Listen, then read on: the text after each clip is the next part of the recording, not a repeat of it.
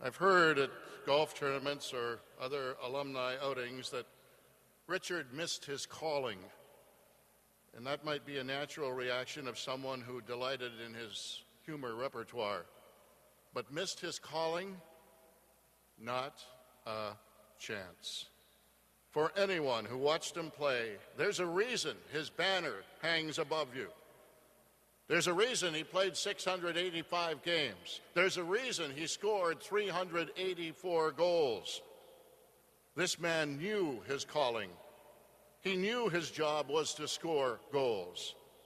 And he did it with regularity, not always with finesse, but always with finality. That puck was going in by hook or by crook, come hell or high water. Intensity was the name of his game. Now, most of the stories you've heard about Rick are true, including the one regarding Ed Van Impe of the Philadelphia Flyers, the Broad Street bullies in those days. Van Impe used to give Martin a tough time. He laid on the lumber with relish every time he came down the wing.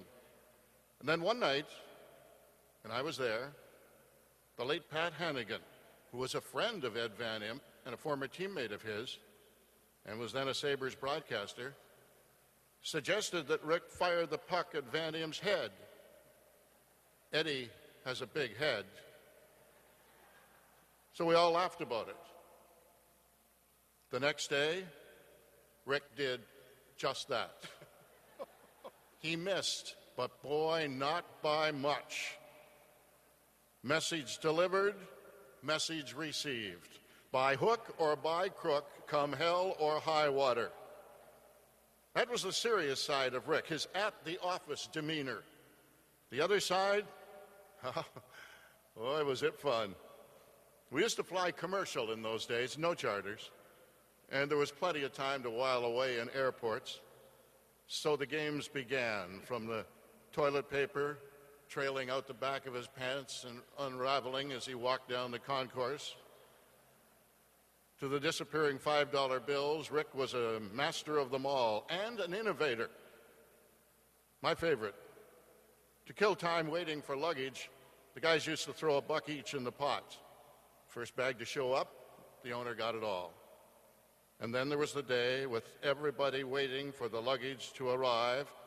And then the baggage carousel began. Whose bag would be first? Nobody's. Here comes Rico, lying on his back with his hands behind his head like this, going round and round and round, and all the travelers in the area, and there were a lot of them, were delighted. Airport security, not so much. Would everybody here do me a favor, please? Would you look at the person next to you, either left or right, front or back, doesn't matter, and smile, or laugh, or giggle? I mean it. Go ahead and do it right now. And then consider this, that maybe, just maybe, this earth is a better place for having been inhabited by Richard Lionel Martin.